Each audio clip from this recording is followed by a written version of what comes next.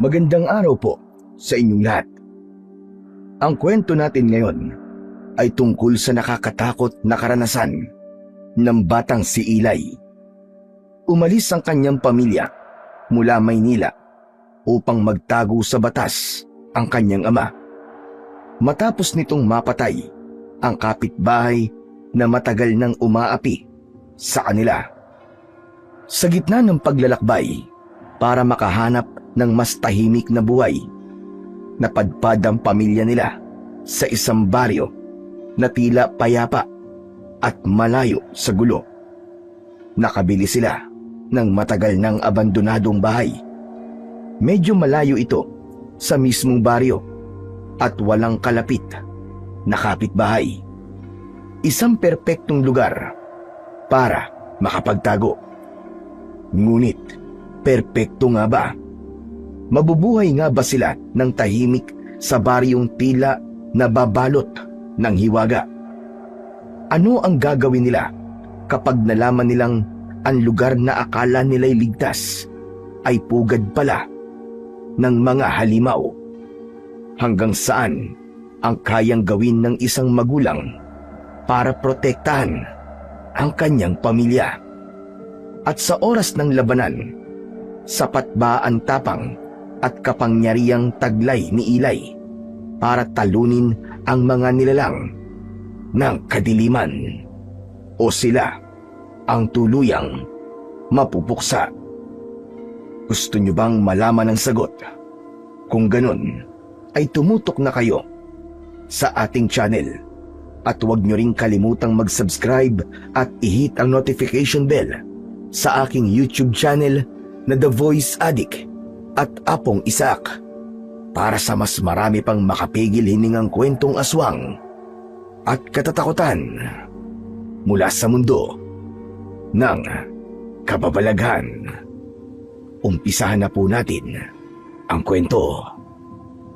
Mainit ang sikat ng araw nang marating ni Mang Tirso, Aling Doray at ang kanilang anak na si Eli ang tahimik na baryo ng Santa Monica. Sakay sila ng luma ngunit matibay na tricycle. Binabaybay nila ang masukal na daan na tila bihirang madaanan. May mga tanim na palay sa magkabila ang gilid ng daan at paminsan-minsan ay may mga matatandang nakaupo sa lilim ng mga punong kahoy. Nakatingin lang sa kanila habang sila ay dumaraan. Pagkaraan ng ilang sandali ay nakaramdam ng pagkainip ang batang si Eli. Tay, malayo pa po ba tayo? Huwag kang mag-alala. Malapit na, anak. Oh, ayan na pala eh. Yan na ang bahay natin. Agad na tinignan ng mag-ina ang sinasabing bahay ng kanilang padre de pamilya. Kapwa sila may ngiti sa labi. Matagal na rin nilang pinangarap ang ganitong buhay. Simple, payapa, at malayo sa magulong lungsod. Agad silang bumaba at binigay na ang bayad sa driver. Pagkababa, pinagmasdan nila ang kabuuan ng bahay. May kalumaan na ito pero mukhang matibay pa rin. Ito ay may simpleng istruktura na yari sa kahoy at may bubong na yero. Napapaligiran ito ng malalaking punong kahoy at sa likuran nito ay may masukal na bahagi ng kagubatan. Ang tahimik naman dito. Para tayong nasa ibang mundo. Kaya nga eh. Pero mas okay na to kaysa sa Maynila, hindi ba? Nanguha ng bangko si Mang Tirso. Pinagpag ang makapal na alikabok na kumapit dito at saka umupo. Halatang matagal nang walang nakatira sa bahay na yon. Ang mga bintana ay may nakasabit pang kupas na kortina at may ilang bahagi ng sahig na may konting sira. Ngunit para kay Aling Doray ay ayos na to. Wala nang masihigit pa sa katahimikan at kalayuan sa mga taong walang ibang ginawa kundi ang mangusga. Hindi pa rin ako makapaniwala na ganito kabilis ang lahat.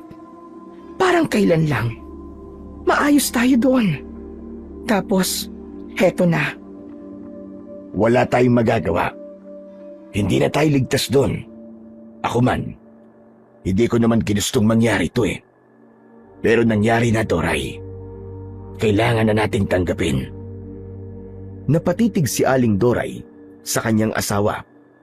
Alam niyang hindi madali para kay Mang Tirso ang desisyong iwan ang lahat, lalo pat dun sila nag-umpisa ng kanilang pamilya. May maayos din itong trabaho doon at malaki ang kita. Ngunit wala na rin silang pagpipilian. Kailangan nilang lumayo at umiwas sa mga taong nakaalita nila sa Maynila. Nagsimula ang lahat sa isang matagal ng alitan sa kanilang dating lugar. Isang masikip na komunidad sa Maynila kung saan ang tsismis ay mabilis pa sa usok ng tambutso. Matagal na silang kinaiinisan ng isang pamilya roon, ang pamilya ni Aling Remy. Mulat sa pool, hindi naging maganda ang tingin nito kay Doray. Ayon sa tsismis, may kakaiba raw kay Aling Doray. Madalas daw itong makitang may hawak na bote ng langis, may mga dahon sa bulsa, at minsan ay naririnig pa sa loob ng bahay habang may sinasambit na hindi nila maintindihan. Ang hindi alam ng iba, mahilig talaga ang ginang sa mga halamang gamot. Nasanay siya sa ganitong gawain mula sa kanyang ina na isang albularya. Ngunit sa mata ng mga mapangusga, sapat na yon para siya'y pag-isipan ng masama. Hanggang ngayon, iniisip ko pa rin, ano bang ginawa ko para pagsalitaan nila ako ng ganon? Hindi naman ako nakikipag-away. Tahimik lang ako. At di ko naman sila pinapansin maski kung ano-ano sinasabi nila sa akin. Kasi nga, hindi naman lahat ng tao ay marunong umintindi. At minsan, kahit wala kang ginagawa, gagawan ka pa rin nila ng kwento para pag-usapan. Lumala ang sigalot ng mamatayang anak ni Aling Remy. Bigla raw itong nagkasakit, nilagnat at kinabukasan ay wala na. Ang sabi lang ng doktor, atake sa puso. Pero hindi yun tanggap ng pamilya ni Aling Remy. Doon nila ibinuntun ang galit kay Aling Doray. Isang gabi, habang pauwi si Mang Tirso mula sa trabaho, nadatnan niya ang kanyang asawa na sinisigawan at sinasaktan ng ilan sa mga kamag-anak ni Aling Remy. May hawak silang kahoy at tinutulak si Aling Doray habang nagsisigawan ang mga kapitbahay sa paligid. Ang iba, nanonood lamang at walang pakialam sa nangyayari. Iyak ng iyak si Ilay noon habang mahigpit na nakayakap sa kanyang ina. Pati ang bata ay nadamay sa pananakit ng mga ito. Kaya naman, nang makita ni Mang Tirso ang sitwasyon, hindi na siya nagdalawang isip. Tumakbo siya palapit at pilit na pinagtabuyan ang mga ito. Ngunit ayaw nilang paawat. Hindi na napigilan ni Mang Tirso ang galit. Sa isang iglap, kinuha niya ang kahoy na nasa tabi at inundayan ng malakas ang isang lalaking may hawak na kutsilyo. Tinamaan ito sa batok, bumagsak sa simento at hindi na muling nakabangon. Nagkagulo ang mga tao. Sinamantala ni Mang Tirso ang kaguluhan para mabilis na makatakas. Kumusta ka naman, Tirso? Hindi man lang ba sumasagi sa isip mo na sana hindi mo nalang ginawa yon?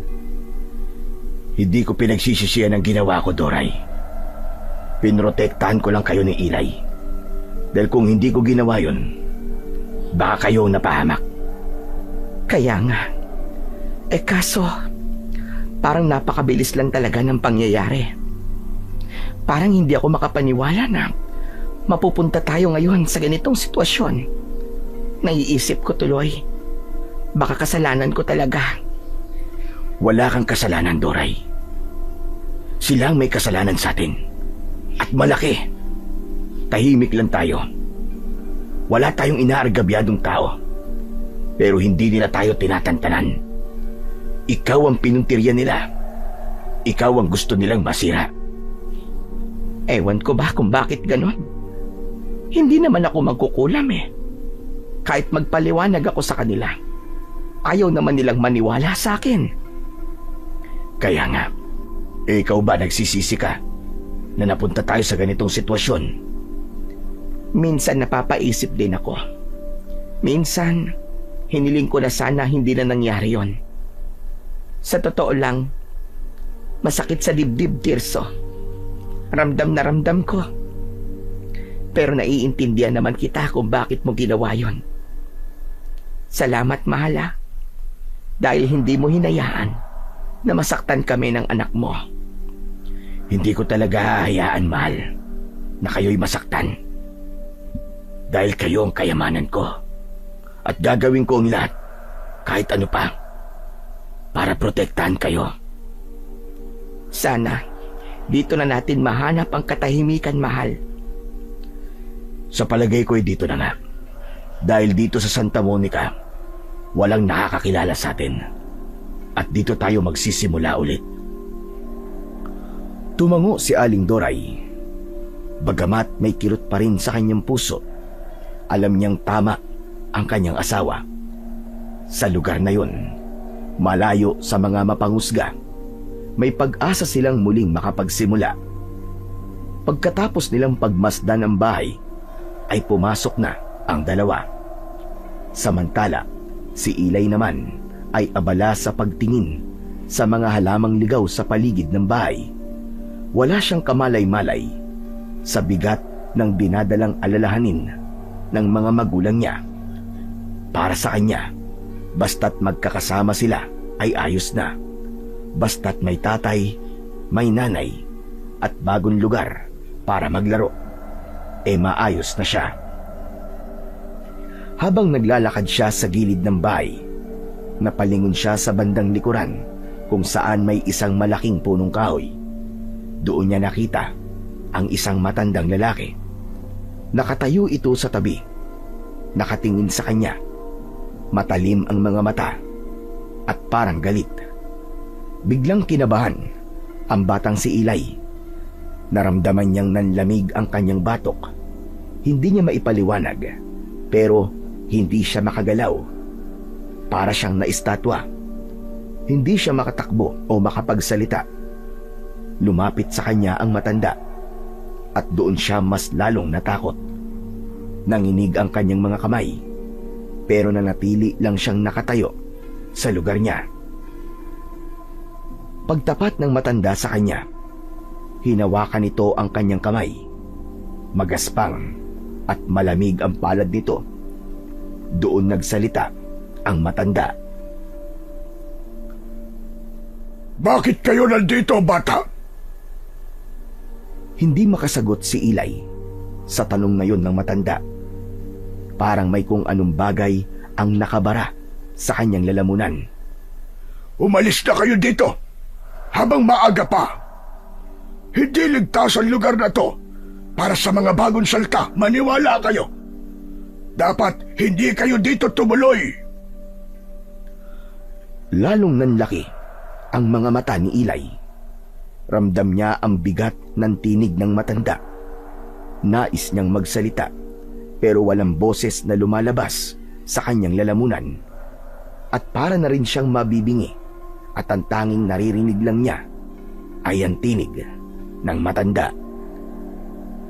Hindi mo ba alam? Buugan dito ng mga aswang. May mga nilalang dito na kumakain ng laman ng tao. Hindi mo gugustuhin manatili dito, bata. Umalis na kayo. Umalis na kayo habang may pagkakataon pa.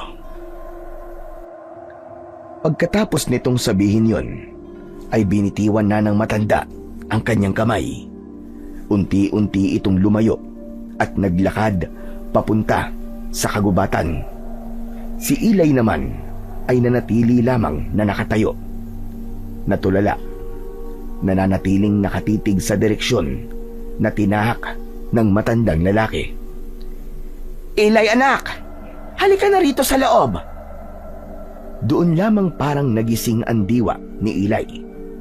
Bigla siyang napatingin sa kanyang ina at saka mabilis na tumakbo. Pagpasok niya ay hingal na hingal siya pero wala siyang sinabi. Ni hindi niya nabanggit ang matanda o ang babala nito. Tahimik lang siyang naupo sa isang sulok. Napansin ni Aling Doray ang kakaibang kilos ng anak, ngunit hindi niya na ito tinanong. Inisip na lang niya na baka pagod o naninibago lang sa lugar ang bata. Nagsimula na lang siyang ayusin ang natitirang gamit, habang si Tirso naman ay inayos ang ilang butas sa dingding at bintana.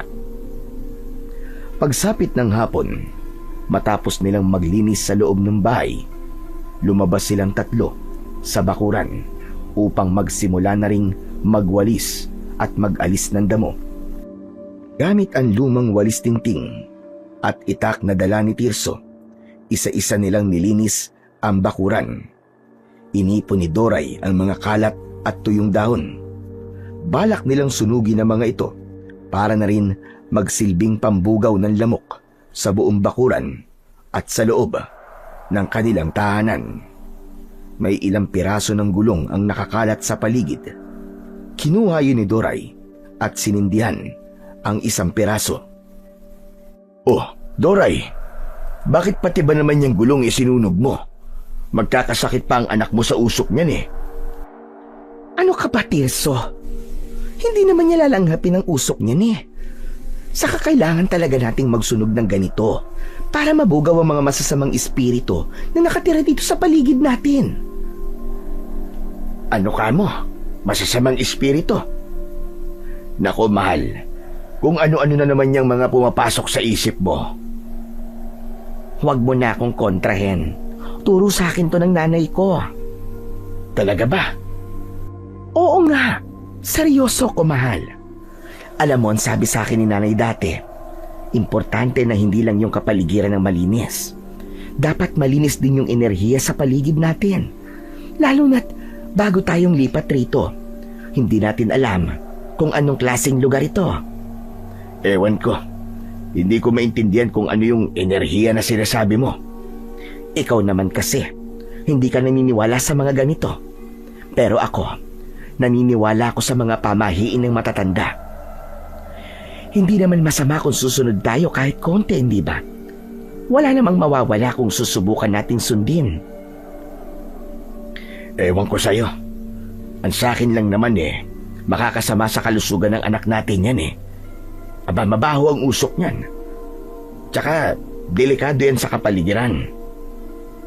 Masakit sa ilong ang usok niyan eh. Mabuti na lang at malalayo ang mga kapitbahay natin. Kundi baka inireklamo ka na naman. Ikaw talaga, oo. Ay nako, bahala ka kung ayaw mo maniwala. Basta ako gagawin ko to. Mas mabuti na yung nag-iingat. O sige na. Basta siguraduhin mong hindi uubuin si Ilay sa usok ha. Ang mahal ng gamot ngayon. Kailangan nating magtipid. Oo na, ako nang bahala. Tumahimik na si Mang Tirso matapos yun. Tumalikod na ito sa kanyang asawa at ipinagpatuloy ang kanyang ginagawa. Wala na siyang masabi. Marahil kahit paano, alam niyang may punto din naman ang kanyang asawa.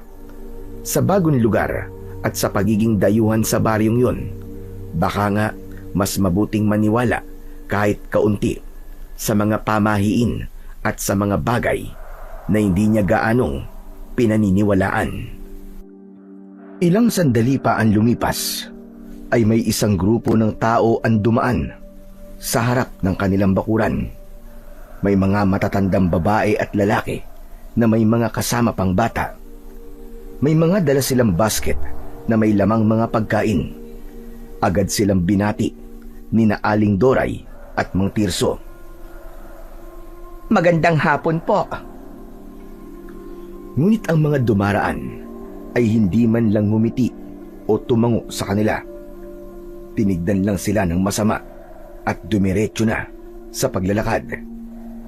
Ni isa sa mga ito ay hindi umiimik. Para bang hindi sila narinig o sadyang hindi interesado sa kanilang presensya. Napatingin si Aling Doray kay Mang Tirso at halatang nagtataka. Nakita mo ba yun, mahal? Hindi tayo pinansin. Hayaan mo na. Hindi lang siguro sila sanay sa bagong muka. Sa mga liblib na baryo, madalas ganyan talaga eh. Hindi agad sila nakikipagbatian sa mga hindi nila kilala. Tumango na lang si Aling Doray, bagamat hindi mawala ang kaba sa kanyang dibdib. Muli silang bumalik sa pag-aayos ng kanilang bakuran. Nang matapos ay nagpahinga sila at naupo sa ilalim ng isang puno. Nga pala, mahal. Hindi mo pa nababanggit sa akin kung paano mo nakuha ang bahay na ito. Oo nga pala. Nung umalis tayo ng Maynila, di ba, dumiretso muna tayo sa bayan ng San Felipe. Doon tayo nangupahan ng halos 2 buwan. Doon ko nakilala yung ahente ng ari-ariang ito. Napadpad lang siya sa inuupahan natin sa compound. Nag-alok ng bahay at lupa. Oo. May nakita ko noon ng isang matangkad na lalaki na kausap mo doon. Siya ba yun? Oo, siya nga yun. Lumapit sa akin at tinanong kung interesado raw ako sa property dito sa Santa Monica. Nung una nagduda talaga ako kasi sobrang mura ng presyo eh. Kaya nga, nung sinabi mo kung magkano lang to, abay napaisip din ako. Bakit ganon kamura? Ako rin, parang may alinlangan ako nun. Pero ang galing nung ahente, marunong magsalita. Sabi niya, sayang lang daw yung binabayad natin sa inuupahan dati. Kasi kahit ilang taon pa tayo doon, hindi naman mapupunta sa atin yun. Sa bagay, may punto rin naman siya. Tignan mo, di ba? Ayos naman to eh. Wala ring nakakakilala sa atin. Alam mo naman ang sitwasyon natin. Dito, siguradong mahihirapan ang mga pulis na matagpuan tayo. Sa bagay, tama ka, mahal. Pero itong bahay, aminado ko, medyo luma na talaga. Sana okay lang sa ito. Ano ka ba naman, mahal? Okay na okay lang sa akin ito. Unti-unti naman nating maayos at mapapaganda ang bahay na to. Ang mahalaga ngayon, may matutuluyan tayo at may kapayapaan tayo. Basta't magkasama tayong 3, masaya ko, mahal. Muling bumuntong hininga si Mang Tirso at tumingin sa paligid. Tahimik, payapa, at tila sandaling nawala ang bigat ng kanilang mga pinagdaanan. Pagkatapos ay muling tumitig si Mang Tirso sa kanyang asawa. Ngumiti siya at marahang niyakap si Aling Doray. Sa kabila ng takot at mga hindi pa alam sa bagong lugar, buo pa rin ang tiwala nila sa isa't isa. Nang papadilim na, ay pumasok na sila sa loob ng bahay. Nagsindi na ng mga lampara si Tirso at nagsimula na ring maghanda ng hapunan si Aling Doray. Si Ilay ay tahimik na naghihintay sa pagkainan. Sa gabing yon, simple lang ang kanilang naging pagkain. Tuyo, kamatis, at sinaing. Bagamat simple, ay sapat na upang maramdaman nilang nagsisimula na talaga ang bagong yugto ng kanilang buhay. Habang naghahapunan, ay napansin nilang masyadong tahimik ang gabi sa buong baryo. Halos wala silang marinig na ingay, ni tahol ng aso ay wala. Nang matapos magligpit ng pinagkainan, ay pumasok na sila sa kanilang mga silid para matulog. Magkatabi lang ang kanilang mga kwarto. Maagang nakatulog ang mag-asawa dahil pagod mula sa buong araw na paglilinis at pag-aayos ng bahay. Ngunit si Eli, sa kabila ng pagod, ay hindi magawang makatulog. Hindi siya sanay sa dilim. Sa dati nilang tirahan sa Maynila, laging may bukas na ilaw sa kanyang kwarto. Maliwanag. Palaging may tunog ng mga sasakyang dumaraan. Maingay ang mga kapitbahay at madalas pa ay may naririnig siyang nagkakantahan sa videoke. Ganun din naman sa inuupahan nilang bahay sa bayan ng San Felipe. Bagamat hindi kasing ingay ng Maynila, ay may naririnig pa rin siyang mga boses, tunog ng mga motor o kaluskos mula sa paligid. May kuryente rin doon at palaging maliwanag ang kwarto niya. Pero ngayon, ibang-iba. Tahimik ang buong paligid. Walang kahit anong tunog. Isang lampara lamang ang nagbibigay liwanag sa tabi ng kanyang kama.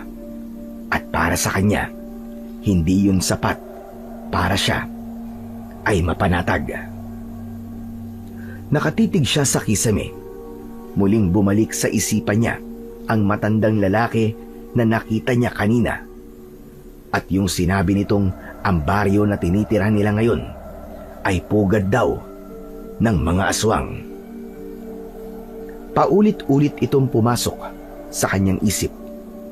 Hindi niya alam kung dapat ba siyang maniwala, pero hindi niya rin alam kung bakit hindi niya makalimutan ang mga ekspresyon at kung paano ito sinabi sa kanya.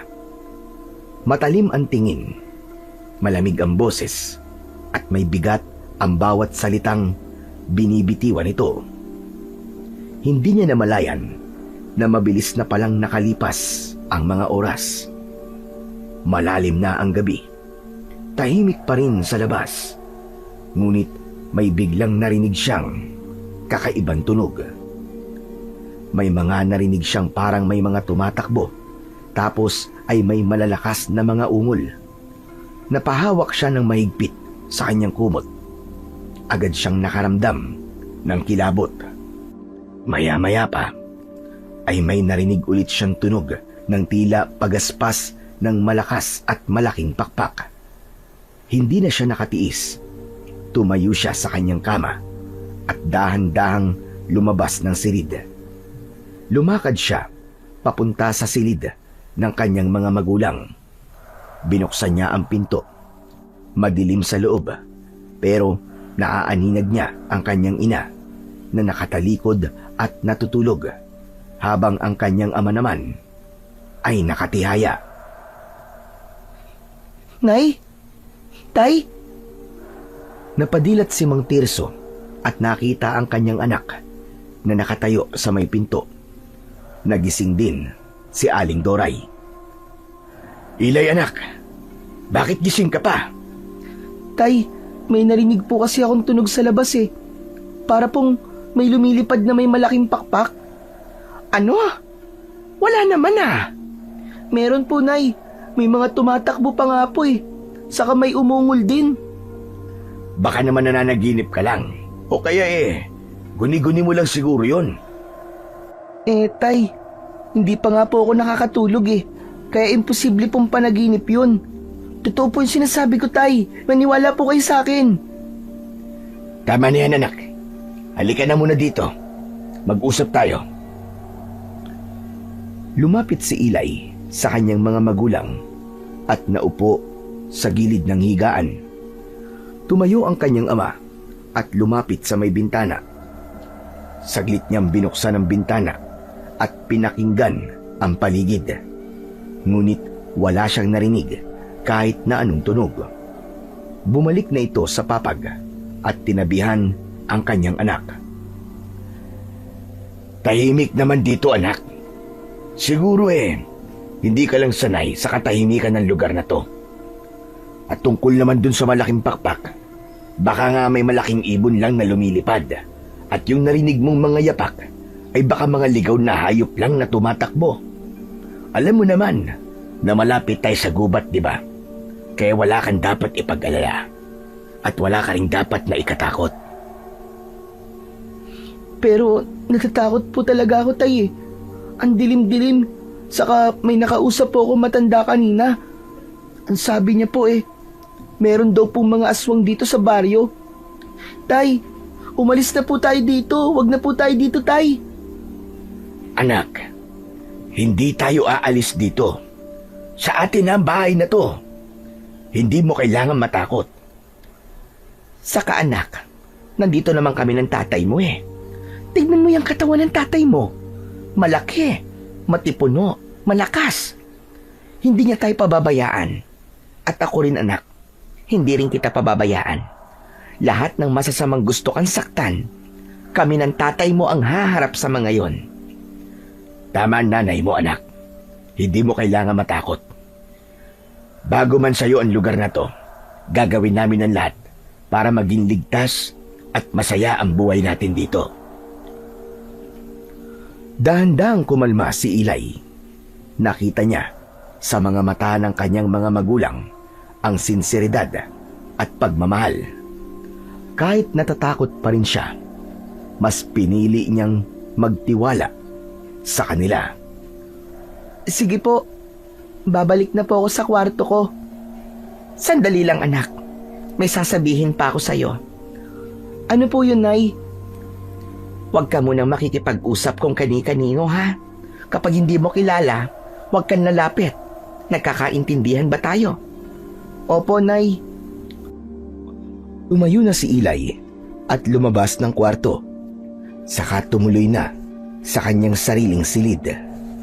Kinakabahan pa rin siya, ngunit mas malakas na ngayon ang pakiramdam ng seguridad dahil alam niyang nandyan ang kanyang tatay at nanay para siya ay protektahan.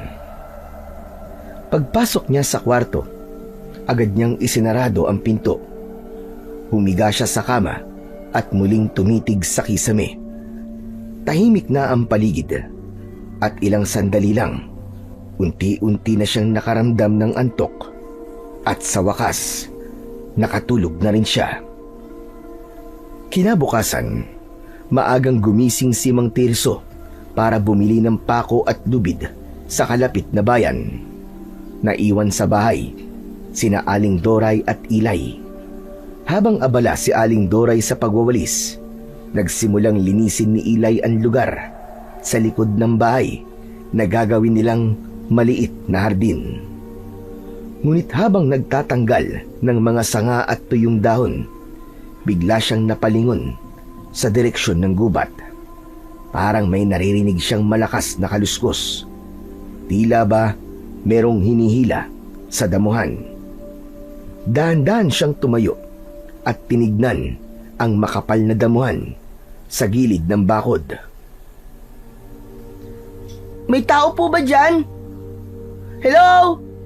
May tao po dyan? Walang sumagot kay Eli, ngunit naririnig pa rin niya ang mga kaluskos. Dahil doon ay nainganyo siyang maglakad at sundan kung nasaan ang pinanggagalingan ng ingay. Ano kaya yun? Sandali lang naman siguro to. Titignan ko lang. Dahan-dahan siyang naglakad. Tinuntun ang direksyon ng kaluskos.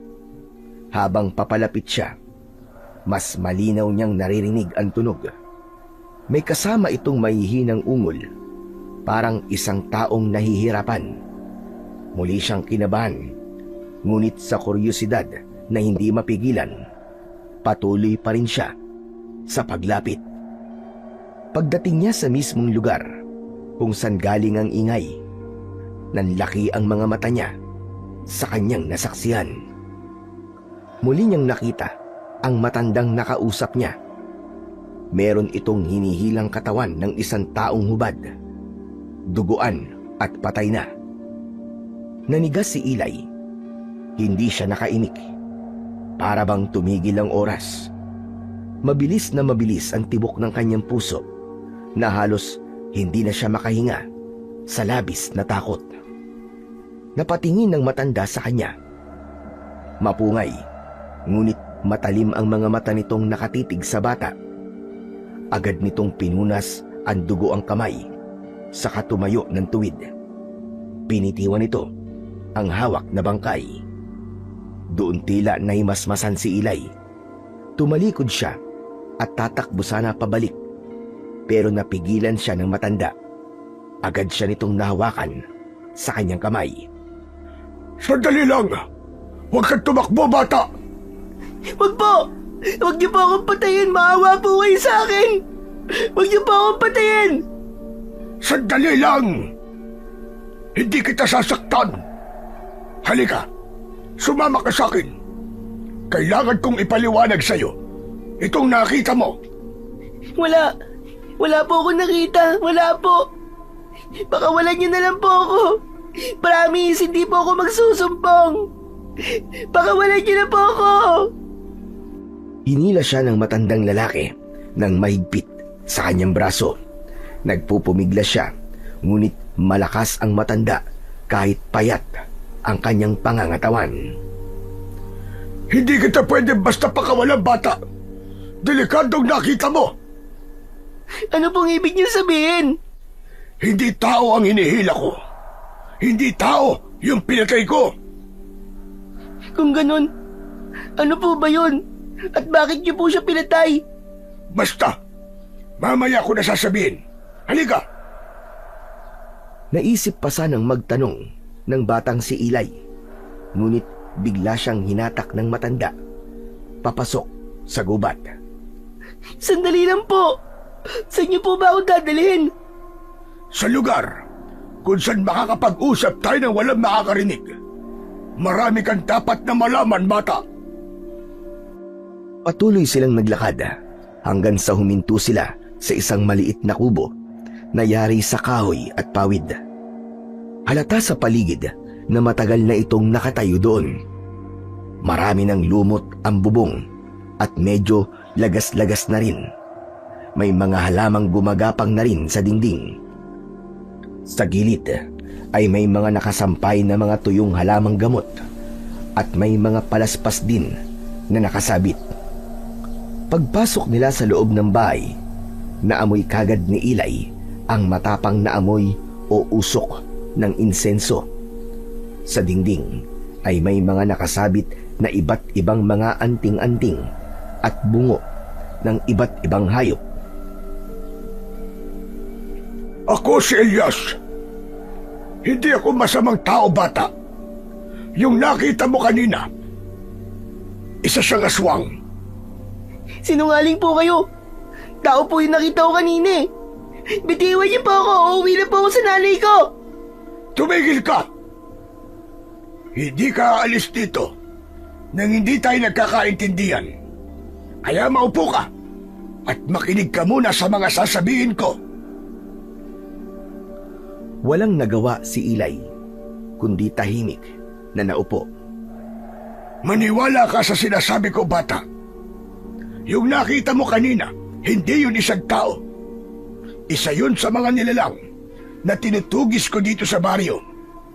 Aswang yun, bata. Matagal ko nang gustong patayin ang hayop na yun. Matagal ko na siyang minamanmanan. At kaninang madaling araw ko lang siyang natsempuhan. Hindi agad nakaimik si Ilay. Tinitigan lang niya si Mang Elias. Sinusuri kung nagsasabi nga ba ito ng totoo o hindi. Kung ganun, totoo pong may aswang? Oo. At marami sila. Maniwala ka sa akin. Halos lahat ng nakatira sa baryong ito ay aswang. Marunong silang mag-anyong tao. Pero tuwing kabilugan ng buwan, ay bumabalik silang lahat sa tunay na anyo nila na isang aswang. Tuwing kabilugan lang po ba sila ng buwan nagbabago ng anyo? Hindi. May ilan sa kanila na kayang maging aswang kahit kailan nila gustuin. Sila yung mga matatandang aswang. Ganun po ba? Mang Elias, kagabi po, may narinig po akong kakaiba sa paligid. Tapos parang may lumilipad po. Aswang po ba yun? Oo, bata. Mga aswang ang narinig mo kagabi. Sila yung mga pinuno rito. Nagbabantay at nagmamasid. Sila ang mga nakatataas at mas makapangyarihan. Saglit na natahimik si Mang Elias bago siya muling nagsalita. Alam mo bata, dati, tahimik naman ang baryong ito eh. Payapa ang buhay dito. Walang gulo. At magkakakilala ang lahat ng tao. Pero nagbago ang lahat. Nang dumating ang mga dayo. Akala namin, normal lang silang mga bagong salta. Pero isang gabi, doon namin nakita ang tunay nilang anyo. Mga halimaw pala sila. Ano pong ginawa nila, Mang Elias? Ano pa ba? Nag-asik sila ng kasamaan. Ginawa nilang aswang ang halos lahat ng mga tao dito. Walang nagawa ang mga residente. Kapag may tumanggi, pinapatay nila at ginagawa nilang hapunan. Isa-isa, kinuha nila mga kapitbahay ko. Kasama ang pamilya ko. Bumuntong hininga si Mang Elias. Mabigat at puno ng lungkot. Ako lang ang nakatakas. Lahat ng mahal ko sa buhay, wala na. Pero may isa pa na buhay. Ang apo ko, si Manuel. Binata na siya ngayon. Pero ginawa na rin siyang aswang. Nakakalungkot naman po, Mang Elias. Yan po ba ang dahilan kaya niyo po pinatay yung aswang? Oo. Yung nakita mo kanina, isa yon sa pinuno nila. Siyang may hawak sa apo ko. Matagal ko nang hinihintay ang pagkakataon na makalapit sa kanya. Kaya nang makita ko sa kaninang madaling araw, hindi na ako nagdalawang isip na patayin ang hayop na yun. Kawawa naman po ang apo niyo na si Kuya Manuel. Pero ngayong wala na po yung aswang, malaya na po ba siya? Hindi. Hindi na kasi siya ang apo ko. Si Manuel, ngayon ay sanay na sa buhay bilang isang aswang. Pero Mang Elias, hindi na po ba siya magagamot? Wala na akong magagawa para ibalik ang pagkatao ng aking apo. Pero masaya ko. Dahil lang mapatay ko ang aswang na yun, parang naipagiganti ko na rin ang mga mahal ko sa buhay na biniktima nila. Kayo ng tatay at nanay mo, kailangan niyong mag-ingat. Dahil kapag sumapit ang bilog na buwan, dalawa lang ang pwede niyong kantungan. Mamamatay kayo o magiging aswang na katulad nila. Nanlaki ang mga mata ni Eli sa kanyang narinig mula sa matanda. Nanginig ang kanyang mga labi na parabang may gusto pa sanang sabihin pero hindi niya na magawang magsalita dahil sa tensyon at kaba. Maya-maya pa ay may napansin si Mang Elias sa kanyang leeg. Ano yan suot mo sa leeg mo? Hindi ko po alam eh. Pwede bang makita? Hinawakan ng matanda ang kwintas ni Eli at namangha siya sa kanyang nakita. Mutya ito ng kuneho ah. Saan mo ito nakuha? Bigay po yan sa akin ng lola ko. Sabi niya po nun, nung sinuot niya po sa akin yan, wag ko raw pong huhubarin. Ang ganda pala talaga nito sa personal.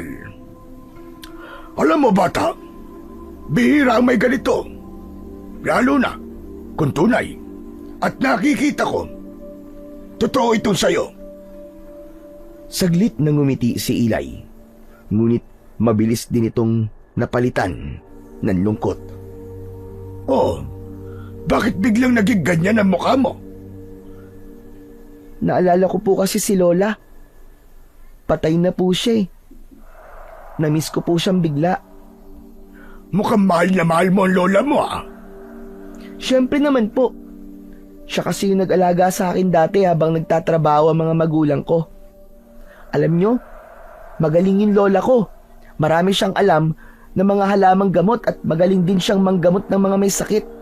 Sabi ni nanay, isa daw po siyang magaling na albularya. Parehas pala kami ng lola mo. Isa rin akong albularyo. Talaga po? Oo, matagal na. Bata pa lang ako, tinuruan na ako ng lolo ko tungkol sa mga halamang gamot at kung paano gamutin ang iba't ibang uri ng karamdaman. Wow! Kaya pala ang dami niyo pong nakasabit na tuyong daon at halaman sa labas, pati sa mga dingding niyo. Tama.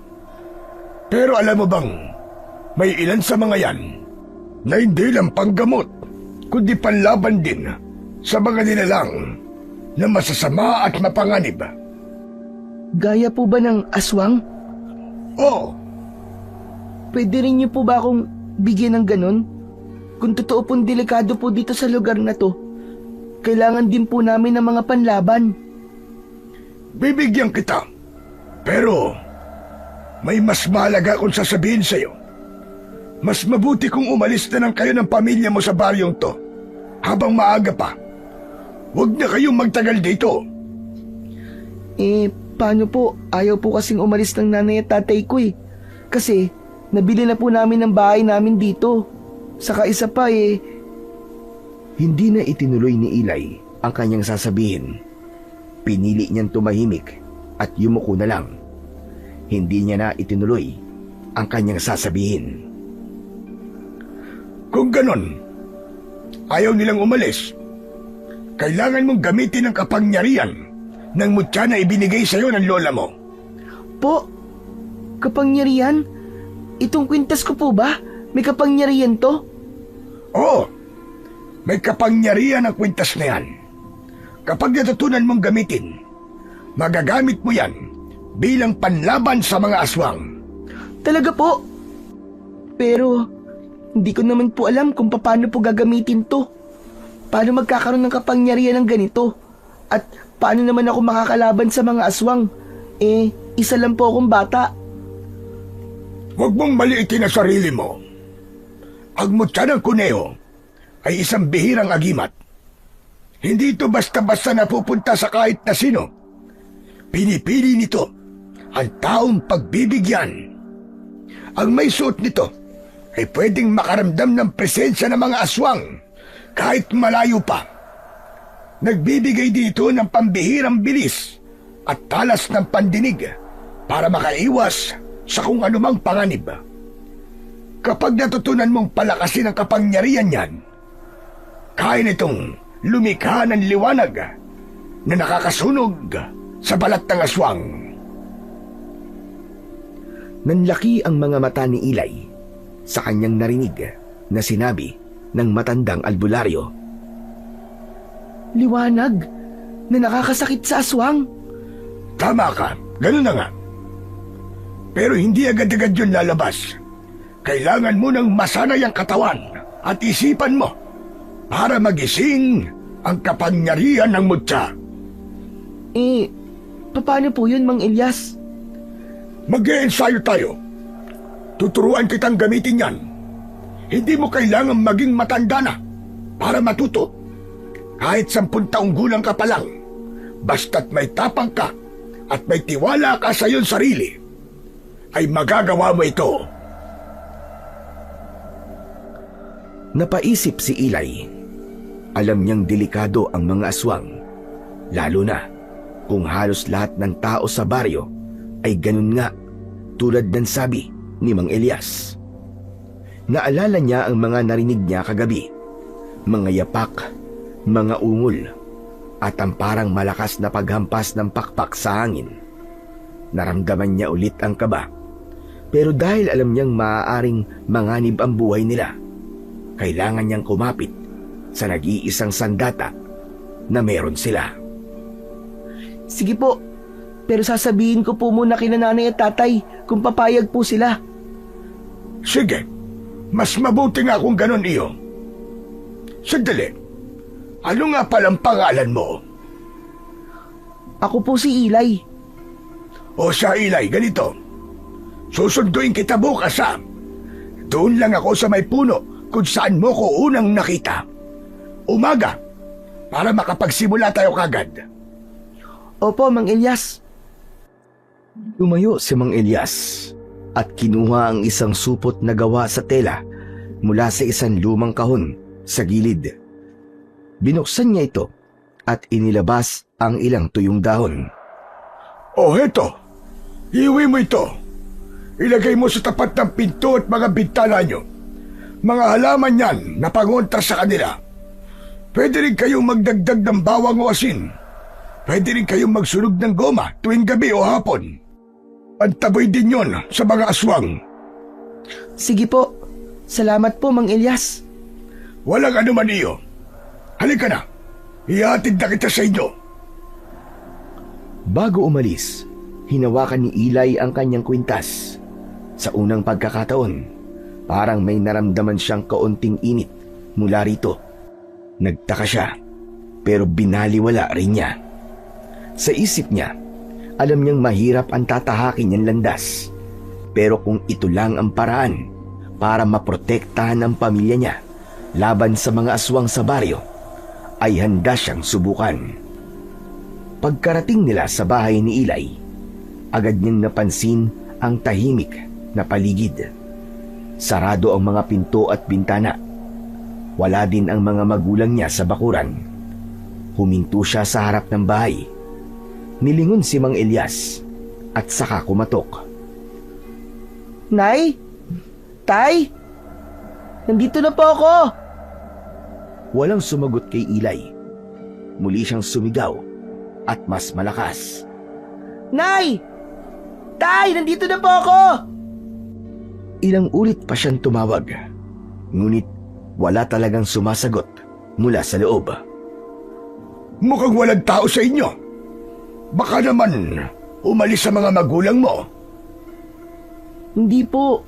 Hindi nila ako iiwan dito. Teka, baka po. Hindi pa niya natatapos ang kanyang sasabihin nang bigla niyang marinig ang tinig ng kanyang ina. Eli! Eli! Nay! Anak! Saan ka ba nagpunta? Nag-alala kami ng tatay mo sa'yo. Naligaw siya sa gubat. May hinahabol daw siyang maliit na kuneo. Sandali lang po. Sino po kayo? Ako si Mang Elias. Matagal na ako naninirahan sa loob ng gubat. Doon ko nakita ang anak nyo. Palakad-lakad malapit sa kubo ko, umiiyak. At sabi niya, may hinahabol siyang kuneo. Pero hindi na raw niya matandaan kung paano makakabalik. Naku kayo po pala Mang Elias ang tumulong sa anak ko. Maraming salamat po. Kung hindi po dahil sa inyo, baka kung ano na po nangyari sa kanya. Wala yon. Mabuti nga't doon siya napadaan. At mabuti, nakita ko kagad. Takot na takot nga siya. Napatingin si Eli kay Mang Elias. May halong pagtataka. Alam niyang hindi yon ang buong katotohanan, pero naisip niya na baka nagpapalusot lang si Mang Elias para hindi siya pagalitan o pag-isipan ng masama. Kaya pinili niyang manahimik na lamang. Samantala, napatingin si Aling Doray sa kanyang anak. Inalo ito sa buhok. Ikaw naman kasi. Ang akala ko nandun ka lang sa likod. Yun naman pala wala ka na ron. Bakit mo naman kasi hinabol yung kuneho? Kasi po, Nay. Ano? Ba't di ka makasagot? Teka lang. Huwag na po sana ninyong pagalitan ng bata. Ganyan talaga sila eh. Malikot at makulit. Bantayan nyo na lang po para hindi na po maulit. Kaya nga po eh. Pero salamat pa rin sa inyo, Mang Elias. Salamat sa paghatid sa anak namin. Kung may gusto po kayo, sabihin nyo lang po sa akin para po makabawi naman ako sa malasakit na ibinigay nyo sa kanya. Naku, wala iyo. Walang kapalit ang pagtulong ko. Hayaan mo na. Salamat na lang. O siya, sige. Mauna na ako. Pagkaalis ni Mang Elias, napatingin si Aling Doray sa kanyang asawa. Buti na lang at may mabubuting tao pa rin sa panahon ngayon. Oo nga. Pero nakapagtataka lang, no? May nakatira pala dyan sa loob ng gubat. Kaya nga eh. O siya, tama na.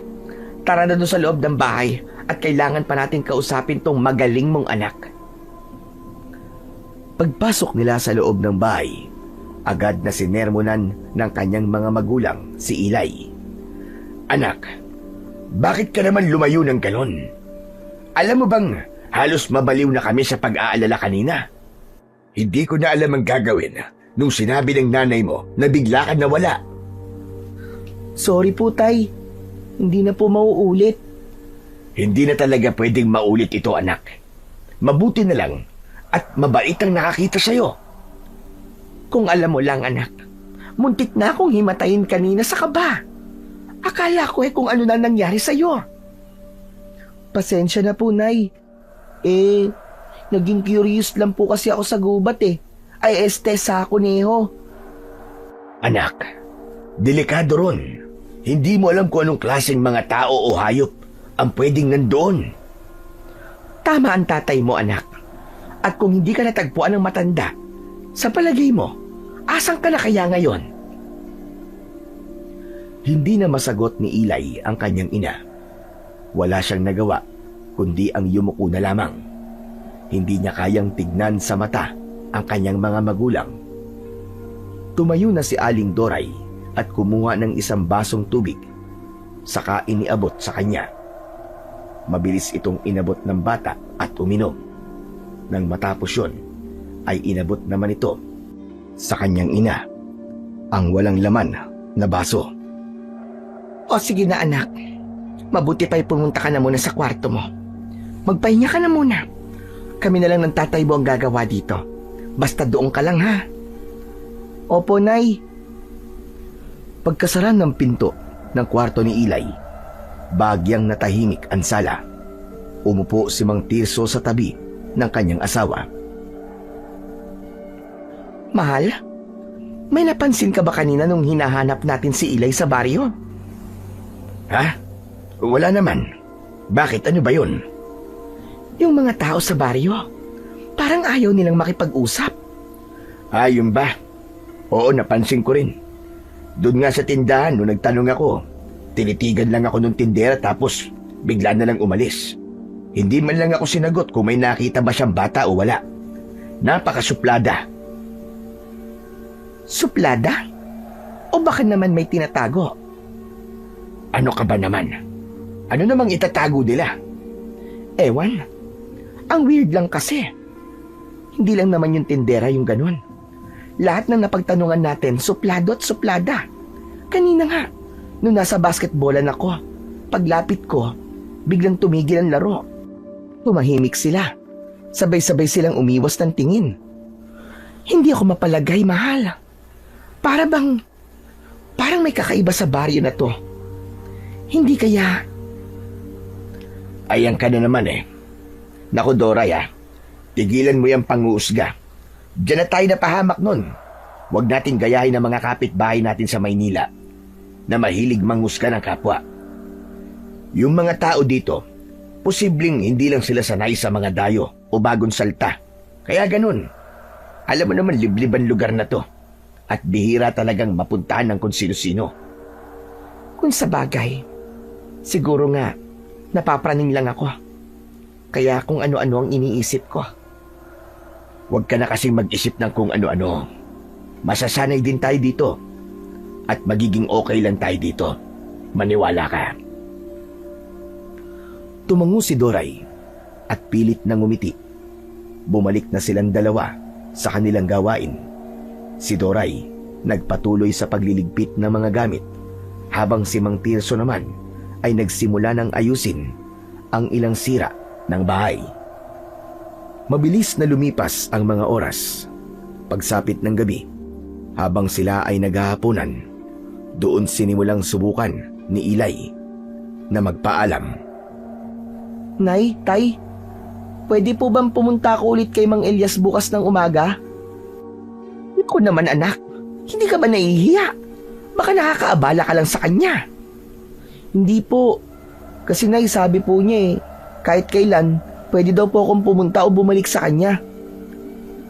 Nagkatinginan sina Doray at Mang Tirso. Wag na muna siguro anak. Baka nga may gagawin na matanda bukas. Istorbuin mo lang.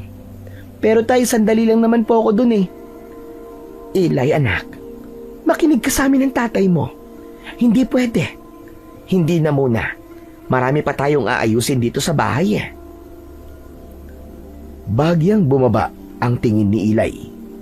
Halatang nadismaya. Ngunit hindi siya sumuko. Patuloy siyang nag-isip ng paraan para mapapayag ang kanyang mga magulang. Tahimik siyang kumain, pero paminsan-minsan ay palihim siyang sumusulyap sa dalawa. Alam niyang kapag diretso niyang ipinilit, tiyak na mas lalo lang silang tatanggi. Matapos ang ilang minutong katahimikan, doon ulit niya sinubukan. Paano po kung pagkatapos ko pong tumulong po dito sa bahay, saka na lang po ako pumunta? Aba, matigas ka rin Talagang gustong-gusto mong pumunta doon anak. Opo tay, mabait naman po kasi si Mang Elias Oo anak, nandun na nga tayo. Mabait nga.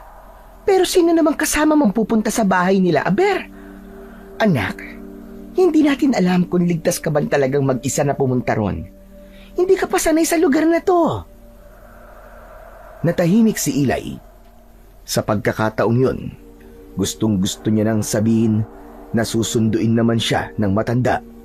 Pero hindi pwede dahil mabubuking silang planado na ang muli nilang pagkikita at baka mas lalo pa siyang hindi payagan.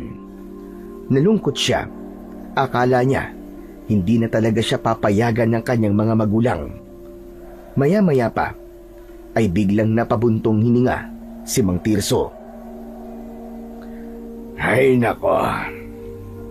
O sige, kung talagang gusto mo, ihatid na lang kita bukas para makita ko rin kung saan nakatira si Mang Elias. Talaga po tay? Sasamahan niyo po ako? Oo. Sige na. Kumain ka ng mabuti. Ano ba yan, Tirso? Bakit naman? Hayaan mo na mahal. Naisip ko mabuti ngayon at malilibang siya.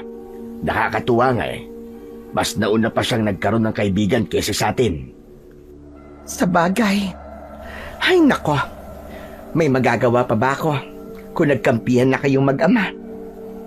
Pero anak, huwag kang malikot doon ha. Tapos doon ka lang. Huwag kang aalis. Baka kung saan ka pa magpunta. Hindi po nay, babe po ko doon. Promise po. Salamat po sa inyo ha. Mas gumaan ang pakiramdam ni Eli matapos marinig ang desisyon ng kanyang ama. Sa wakas, makikita na naman niya si Mang Elias at matutuloy ang usapan nila. Mas lalo siyang ginanahan sa pagkain. Samantala, napalingon si Mang Tirso sa kanyang asawa. Siya naman ang kinausap nito. Siya nga pala mahal. Pwede bang ihinto mo muna yung pagsusunog ng goma? Kanina may narinig ako nag-uusap sa baryo. Nagrereklamo sila na may mabahong amoy daw ng sinunog na goma. Mukhang umaabot hanggang sa gitna ng baryo yung amoy Baka magka-problema pa tayo kapag nalaman nilang tayo ang gumagawa nun. Siguro naman ayaw natin magkaroon ng issue dito. Lalo na't bago pa lang tayo. Makisama na lang muna tayo. Wag po. Huwag niyo pong itigil yun, tay. Kailangan po natin magsunog para ligtas po tayo. Ha? Ligtas? Ligtas para saan? Para po hindi po tayo mapasok ng mga aswang. Alam niyo po, tay, yung mga aswang, ayaw na ayaw po nila ng amoy ng nasusunog na goma. Masakit po yun sa ilong nila Kasi yung ilong po ng mga aswang, ang pinakasensitibong parte ng katawan nila. Kaya pag naamoy po nila yun, parang doble o triple po ang baho para sa kanila. Kaya iniiwasan nila ang lugar na amoy goma. Pambihira. At kanino mo naman nakuha yung mga ganyang kalokohan? Hindi agad nakasagot si Eli. Nagkatinginan muna sila ni Aling Doray at saka siya dahan-dahang yumuko. Ay, nako. Mukhang alam ko na kung sino. Mahal, ikaw na naman ba nagturo sa anak mo ng mga ganon? Hindi Hindi ko naman siya tinuturuan ng mga ganyan. Pero totoo mga sinabi niya. May mga ganon talagang paniniwala. Ang galing mo doon, anak. Yan, sige, konsentihin mo. Magkampiyan na naman kayo sa mga ganyang bagay. Sige na nga, kumain na lang tayo. Pagkatapos nilang kumain, agad nilang pinagtulungang ligpitin ang mga pinagkainan. Nang matapos ang mga gawain, pumasok na sila sa kanilang kwarto. Humiga si Mang Tirso at agad ipinikit ang kanyang mga mata. Halatang pagod sa maghapong paggawa. Si Aling Doray naman ay nakatitig sa kisame. Tahimik na iniisip ang mga sinabi ng anak. Samantala, sa kabilang kwarto, si Ilay ay nakahiga, ngunit gising pa. Paulit-ulit niyang iniisip ang mga babala sa kanya ni Mang Elias. Doon niya biglang naalala ang mga ibinigay sa kanya ng matanda. Mga pangontra, laban sa aswang. Tahimik niyang kinuha ang mga yun mula sa ilalim ng kanyang higaan, kung saan niya itinago kanina. Dahan-dahan siyang lumabas at isa-isang nilagyan ng mga tuyong dahon ng pintuan at mga bintana.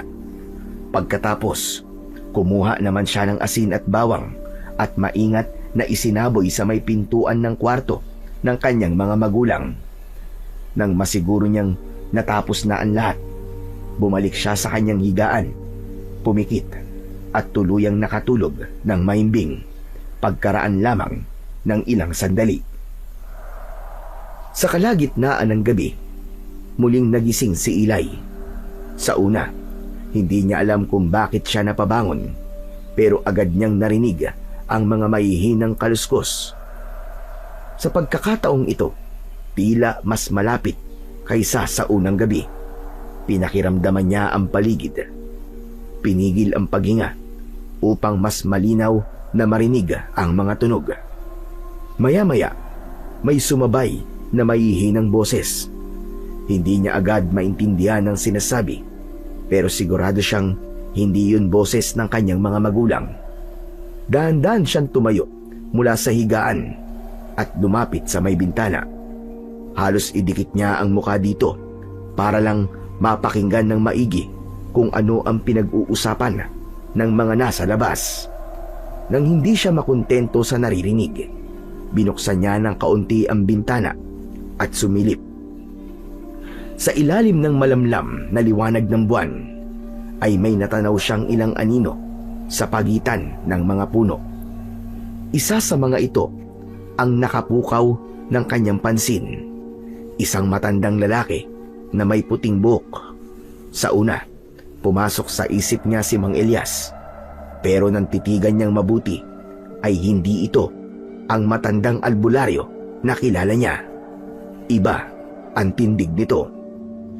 Ilang sandali pa, nang masanay na ang mga mata niya sa dilim at sa kaunting liwanag ng buwan, nakita niyang lumitaw na rin ang dalawa pang anino. Nag-uusap sila, mas malakas at mas malinaw na. Naiintindihan na niya ang bawat salitang sinasabi ng mga ito. Isa sa kanila ang nagsabing hindi sila makapasok dahil maraming harang. Nanlaki ang mga mata ni Ilay dahil sa isip niya ang tinutukoy ng mga ito ay ang mga harang na inilagay niya sa mga pintuan at bintana ng bahay nila. Maya-maya pa ay umabante ang tatlo at nasaksihan niya mismo ang pag-iiba ng anyo ng mga ito. Ang balat nila ay nangitim at nangulubot, at sa kanilang likuran ay sumibol ang mahahaba at malalaking pakpak na kulay itim at makintab. Labis na kilabot ang naramdaman ni Ilay. Hindi siya makagalaw, parang napako ang mga paa sa sahig. Nakita niyang lumipad ang mga ito at kasabay ng malakas na pagkampay ng kanilang mga pakpak, doon na bumigay ang kanyang mga tuhod. Bigla siyang napaupo sa sahig at nanginig sa labis na takot. Nanlalamig ang kanyang mga palad at noo at tila nabibingi siya sa sarili niyang paghinga. Sa mga sandaling yon, alam niyang hindi yun basta panaginip. Totoo ang lahat ng nakikita niya at napagtanto niyang totoo ang mga sinabi sa kanya ni Mang Elias. Totoong may panganib na naghihintay sa kanila sa lugar na yon. Nang unti-unti na siyang may masmasan, agad niyang isinara ang bintana sa kanyang kwarto. Maingat niyang inilak yon bago dahan-dahang bumalik sa kanyang higaan. Mabilis siyang nagtalukbong ng kumot. Hindi na siya nag-abalang sabihin ito sa kanyang mga magulang dahil nag-alangan siyang baka kapag sinabi niya ang nakita, sabihin na naman sa kanya na nananaginip o guni-guni lang ang lahat. Kaya naman, mas pinili na lang niyang manahimik kahit natatakot na siya. Sa kabila ng takot at kabang nararamdaman, pinilit niyang ipikit ang kanyang mga mata. Unti-unti, bigla siyang inantok hanggang sa tuluyan na siyang makatulog muli. Kinabukasan, maagang nagising si Ilay. Medyo matamlay ang kanyang pakiramdam nang humarap siya sa kanyang mga magulang sa pagkainan. Kagad naman itong napansin ng kanyang ina. Anak, ayos ka lang ba? Parang ang tahimik mo naman ngayong araw na to. Ayos lang po ako, Nay. Medyo inaantok lang po ako ng konti. Muli siyang nagsinungaling. Kaya siya matamlay ay dahil hindi mawala sa isip niya ang nakita niya kagabi at hindi niya ito kayang sabihin sa dalawa. Sigurado ka ba, anak? Abay, kung matamlay ka ngayon, sa ibang araw ka na lang mamasyal. Huwag mo na munang puntahan si Mang Elias. Magpahinga ka na lang muna dito sa bahay. Po, hindi po. Ay, ibig ko po sabihin, ayos lang po ako. Pupunta pa rin po ako kay Mang Elias. Bigla niyang binago ang kanyang mga ekspresyon. Nawala ang tamlay. Napalitan niyo ng sigla at matamis na ngiti. Tapos ay magana niyang kinain ang pagkain sa kanyang plato. Ginawa niya yon dahil ayaw niyang ipagpaliban pa ang mga araw. Mas lalo pa kasi siyang naging interesado sa mga bagay na matutunan niya mula sa matanda, lalo na matapos niyang makita ang mga aswang. Nang matapos silang kumain, ay agad na silang naghanda. Nagbihis ng maayos si Ilay at hindi nga nagtagal ay umalis na ang mag-ama sa kanilang bahay. Habang naglalakad, sinilyapan ni Ilay ang puno kung saan niya dapat katatagpuin si Mang Elias. Nakita niya ito nakatayo roon, tahimik at nagmamasid. Nang makita niya si Ilay, agad itong nagtago sa likod ng katawan ng puno. Hindi na niya ito pinansin. Nagpatuloy lang sila sa paglalakad. Alam ng bata na sumusunod sa kanila si Mang Elias. Maya-maya pa ay nagtanong ang kanyang ama. Anak, alam mo ba talaga ang daan papunta sa bahay ni Mang Elias? Baka maligaw tayo, ha?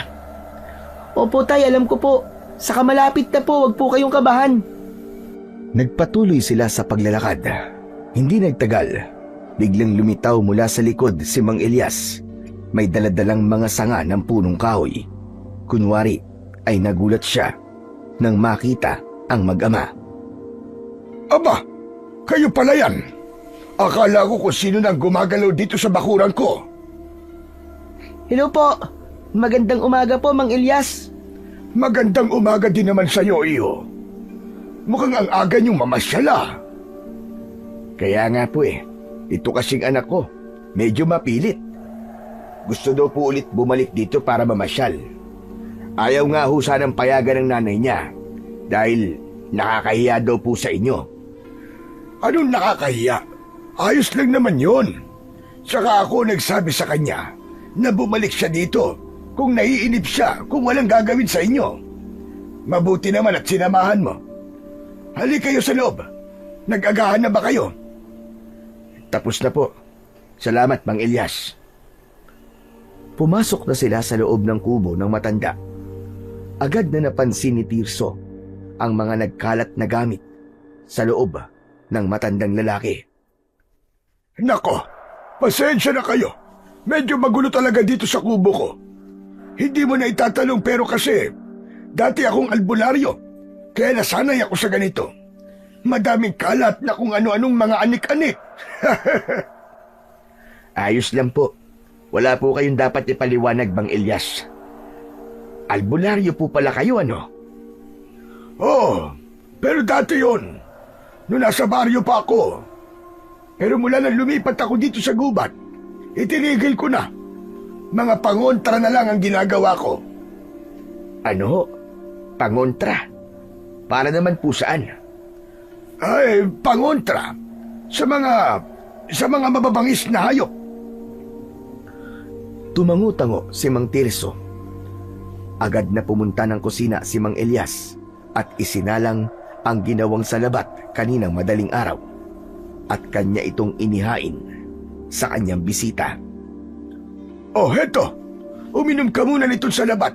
Mainit-init pa yan. Aba, nag-abala pa po kayo. Salamat ho. Siya nga po pala, hindi na rin po ako magtatagal. Kapag naubos ko na po itong salabat, aalis na rin po ako. Marami pa kasi akong aayusin sa bahay namin. Ganun ba? O di sige. Nakabisado mo ba yung daan pabalik? Medyo po. At sana nga po hindi po ako maligaw. Pwede naman kitang ihatid kung gusto mo. Naku, wag na ho. Medyo kabisado ko naman. Saka, sa pagkakaalala ko, wala namang masyadong liko. Oo, wala nga. Basta sundan mo lang yung malinis na daan. Makakauwi ka sa inyo. Sandaling natahimik si Mang Tirso. Saka tinignan si Ilay na masayang nakaupo sa bangkito, abala sa pakikipaglaro sa isang kuneho. Anak, huwag kang magulo dito at huwag kang makulit, ha? Nakakahiya naman. Makinig ka kay Mang Elias kung may sasabihin siya. Opo tay, promise po. Hindi po ako magkukulit dito. Mabuti. Huwag ka ring aalis dito, ha? Hintayin mo ko. Susunduin kita mamayang tanghali. Po, tanghali. Ang bilis naman po tay. Nako, ano ka ba naman anak? Okay na yon. Nakakahiya kung magtatagal ka dito. Baka marami din gagawin si Mang Elias. Ay nako, Tirso, walang problema sa akin. Kahit abutin pa siya ng hapon dito, ayos lang. Pwede namang ako na lang ang magatid sa kanya mamaya. Sigurado ho ba kayo? Oo, ako nang bahala sa kanya. Mukha namang mabait itong anak mo eh. Tsaka matutuwa yan dito. Marami siyang pwedeng makita. Marami rin akong alagang mga hayop na pwede niyang maging kalaro. Kung gano'n naman po pala kayo po ang bahala. Salamat po Maraming salamat po talaga sa inyo, Mang Elias. Nagpatuloy pa ang kanilang kwentuhan hanggang sa maubos na ang laman ng tasa. Pagkaubos nito, marahan ang tumayo si Mang Tirso at nagpaalam na kay Mang Elias. Ilang sandali pa, nagsimula na siyang maglakad pauwi. Naiwan sa kubo sina Mang Elias at Ilay. Umupo sila sa sahig, sa tabi ng maliit na mesa na may nakapatong na supot ng halamang gamot. O Ilay, simulan na natin ang pagsasanay mo. Sige po, nakahanda na po ako. O sige, ipatong mo muna dito sa ibabaw na mesa ang iyong kwintas. Sige po. Marahang inalis ni Ilay ang kwintas mula sa kanyang leeg at maingat na inilapag ito sa ibabaw ng lamesa. Alam mo ba kung bakit napakahalaga ng mutya na yan? Hindi po masyado Pero ang ganda po niya. Ngayon ko lang po talaga siya natitigan ng ganito. Buwat po nang ibigay sa akin niya ng lola ko. Tama ka. Maganda nga ito. Pero higit pa riyan, may kapangyarihan yan. Kapangyarihan kailangan mong alagaan para magamit ng tama. Yung kapangyarihan po ba niya? Parang sa mga superhero po, yung malakas, yung nakakalipad, o kaya may special beams na pampatay po sa mga kalaban? Hindi. Hindi ganoon ang kapangyarihan nito. Pero malaki ang maitutulong nito. Hindi lang para sa iyo, kundi para sa buong pamilya mo. Po, ano po bang klaseng kapangyarihan meron siya? Kakaibang bilis. Isa yan sa mga kakayahan ng mutya ng kuneho. Pero higit pa riyan, ang mutya ng kuneho ay nagbibigay ng talas ng pakiramdam, liksi at tapang. Makakaramdam ka ng panganib bago pa man ito dumating. At higit sa lahat, nagbibigay ito ng talino at lakas na makakatulong sa iba. Wow, ayos po ah. Parang mas maganda pa kaysa sa mga superhero. Talaga? O ngayon, gisingin na natin ang mutya mo. Una, kailangan mong kumain ng dahon ng dasala. Dahon ng dasala? Ano po yun? Maingat na kinuha ni Mang Elias ang isang maliit na supot at inilabas ang kumpol ng berdeng dahon. Nilagay niya ito sa isang palanggana ng tubig at hinugasan kasama ang mutya habang sinasambit ang isang orasyon. Pagkatapos, iniabot niya ang mutya at ang maliit na piraso ng dahon kay Ilay. Muling isinuot ng bata ang kanyang kwintas. Saka muling tumingin kay Mang Elias at sa hawak nitong dahon. Ito ang dahon ng dasala. Isang uri ng halamang gamot na makikita lamang tuwing kabilugan ng buwan. Hindi ito tumutubo kung saan-saan. Sa paanan lamang ng punong balete ito lumilitaw at sa gabing yun lang ito nagpapakita. Kapag dumaan ang oras, naglalaho na ito para muling bumalik sa susunod na bilog ang buwan. Po, may ganun po palang halaman? Parang may magic? Oo. Maiwaga ang dahon na yan. Kapag kinain mo yan, mapapalakas nito ang koneksyon mo sa iyong mutya. Heto, sige, nguyain mo sa kamulunukin. Kapag ginawa mo yun, mararamdaman mong iinit ang iyong katawan. Senyales na nagigising na ang mutya. Sige na, subukan mo na. Opo, susubukan ko po. Maingat na inabot ng bata ang dahon. Nginuya niya yon at saka nilunok. Mabango at may halong amoy ng sariwang damo at pulot ang dahon na kanyang kinain. Bahagya ding matamis na may konting pait pa sa dulo. Lumipas ang ilang segundo. Nagsimula ng maramdaman ng bata ang kakaibang init mula sa kanyang leeg, pababa, sa kanyang buong katawan. Teka, parang ang init po. Saka parang may dumadaloy po na kuryente sa loob ng katawan ko. Pero hindi naman po masakit. Yan na yun, Ilay. Yan na yun. Nagsisimula ka ng makilala ng iyong mutya. Dang-dang napapikit si Ilay at huminga siya ng malalim.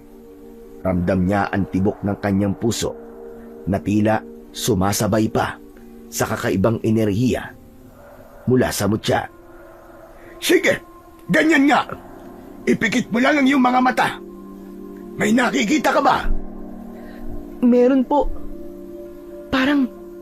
Parang may isang kuneho na mabilis na tumatakbo sa isang malawak na parang. Tumatalon-talon po ito. Para pong ang saya-saya niya. Para po siyang nakikipaglaro sa akin, Mang Elias. Teka, para pong tinatawag niya ako. Yan ang espiritu ng kuneho. Ang dating tagapangalaga ng mutya mo. Pakinggan mo siya. Kilalanin mo. Balang araw, magiging isa kayo. Sa isip ni Ilay, patuloy niyang nakikita ang kuneho. Minsan ay tumatakbo ito sa malawak na damuhan. Minsan naman ay tila nakatayo lang at nakatingin sa kanya. Kumindat pa, may kakaibang init at tuwa sa puso ng bata. Parang may bagong kaibigan na handang samahan siya sa lahat ng oras. Makalipas ang ilang sandali, dahan-dahang binuksan ni Eli ang kanyang mga mata.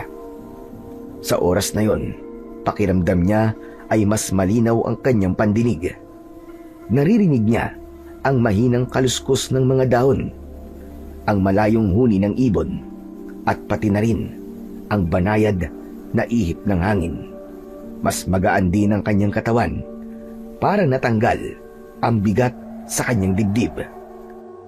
Ngumiti si Mang Elias, tanda na natutuwa siya sa nakikitang pagbabago. Ayos! Handa ka na para sa susunod na bahagi ng pagsasanay. Agad siyang kumuha ng kahoy na patpat at ibinigay kay Eli. Gawin natin ang mga simpleng ehersisyo. Hindi ito basta-basta paggalaw lang ng katawan. Kailangan maramdaman mo kung paano dumadaloy ang lakas mula sa mutya papunta sa iyong mga kamay at paa. Ano? Gusto mo subukan kagad? Opo, subukan na po natin. Inumpisahan nila ito sa mabagal na pag-inat ng mga braso at balikat. Habang gumagalaw, tinuruan ni Mang Elias si Eli na huminga ng malalim at dahan-dahan para mas madaling maramdaman ang agos ng kapangyarihan. Makinig ka sa katawan mo. Kung saan mo mararamdaman ang init o panginginig, doon dumadaloy ang lakas. Huwag mo itong pipigilan. Hayaan mo lang. Habang ginagawa ni Eli ang mga galaw, napansin niyang may mainit na enerhiya na bumabalot sa kanyang mga kamay. Ipinakita rin ni Mang Elias ang ilang galaw ng kamay at paa na makatutulong para kontrolin ang lakas mula sa mutya. Matyagang ginaya ng bata ang lahat ng kilos na ginagawa ng matanda. Yan! Ganyan nga iyo. Magaling. Sige lang. Ituloy mo lang yan. Sa loob ng ilang oras, patuloy silang nagsanay. Minsan ay inuulit pa ni Eli ang parehong galaw. Minsan naman ay sinusubukan niyang kumilos nang siya lang. Habang tumatagal, nasasanay si Eli sa tamang paghinga at mas mabilis na niyang nararamdaman ang lakas mula sa mutya. Hindi na siya natatakot sa init na dumadaloy sa katawan niya. Sa halip, pakiramdam niya ay para na itong kaibigan na handang tumulong kung kinakailangan. Pagsapit ng hapon, nakaupo sila sa gilid ng kubo at nagpapahinga. Pawisan si Eli pero masigla ang pakiramdam sa kanyang puso. Alam niyang nagsisimula pa lang ang lahat at handa siyang matuto pa. Napalingon siya sa matandang lalaki. Nakita niyang napakakalmado ng mukha nito habang nakapikit. Bigla itong dumilat at tumingin din sa kanya. Eli iyo, may gusto kong sabihin sa iyo. Sa araw ng pagbilog ng buwan, gawin mo ang lahat para makumbinsi mo mga magulang mo na pumunta rito. Mas ligtas kayo rito. Sapat ang mga pangontra na nakapalibot sa bahay ko. Hindi nila kayo magagalaw dito. Opo, pero sana po pumayag sila. Lalo na po si tatay. Sa kanya po talaga kasi ako nahihirapan eh. Hindi kasi siya naniniwala sa mga kababalaghan. Hindi rin siya naniniwala sa mga aswang. Huwag kang mag-alala. Sa mga susunod na araw makikita mo, maniniwala na rin siya sa mga bagay na yan. Natitiyak ko yun. Tumango si Eli. Ilang sandali pa ay tumayo na si Mang Elias. Halika na. Ihatid na kita sa bahay niyo. Tumayo na rin ang bata. Ihahatid na siya ng matanda dahil hapon na. Tahimik silang naglakad pa uwi habang si Eli ay iniisip pa rin ang mga natutunan niya.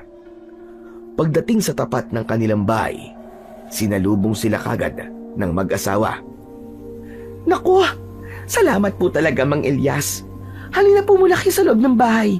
Magmerienda na po muna kayo. Nako, sa susunod na lang, Doray. Pasensya na. Kailangan ko na makauwi kagad. Pero maraming salamat sa iyong alok. Ganun po ba? Baunin niyo na lang po. Sandali lang po at kukunin ko po yung pagkain na para sa inyo. Sige, kung talagang mapilit ka. Salamat. Sandali lang na naghintay ang matanda. Maya-maya pa ay bumalik na si Aling Doray, dala ang nakaplastik na merienda. Nakangiti nitong inabot ang dala sa matanda. Maraming salamat dito. Isa nga pala, kahit anong araw o oras, ay pwede kayong dumalaw sa bahay ko, ha? Lagi kayong welcome doon. Tumango ang tatlo. O sige, uuwi na ako. Mag-iingat po kayo, Mang Elias. Salamat. Hindi na nga nagtagal pa si Mang Elias. Umalis na siya kagad at si Ilay naman at ang kanyang mga magulang ay pumasok na sa loob ng bahay. Ilang araw pa ang lumipas. Halos araw-araw tuwing may pagkakataon ay pumapasyal si Ilay sa bahay ni Mang Elias. Ang alam pa rin ng mga magulang niya ay bata lang siya na namamasyal doon. Pero ang totoo ay ipinagpapatuloy nito ang matinding pagsasanay kasama ang matanda. Pinaglalakad siya sa magubat na bahagi ng paligid ng kubo habang nakapikit ang mata. Tinuruan siyang makinig sa paligid tulad ng tunog ng dahon, hampas ng hangin at galaw ng maliliit na sanga. Ilay, tandaan mo iyo. Kapag wala kang makita, makinig ka. Gamitin mo ang iyong tenga. Ang pandinig mo ang unang magliligtas sa iyo kapag hindi mo kagad makita ang kalaban. Opo, Mang Elias. Pagkatapos ng ilang araw ng ganitong pagsasanay, nagsimula naman ang matanda na turuan si Ilay kung paano gamitin ang kanyang mutya.